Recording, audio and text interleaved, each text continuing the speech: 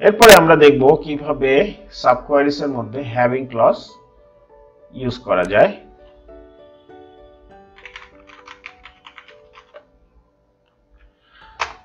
So আমরা এখানে আরেকটা কোয়ারি লিখি, select department ID minimum of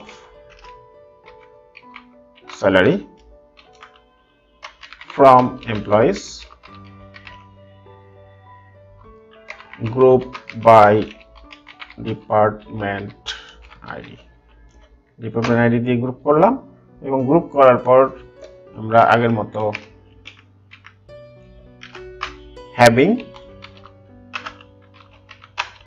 minimum of salary is greater than, এখানে আমরা একটা সাব কোয়ারি দিব, select minimum of salary from employees where department ID equal to 50।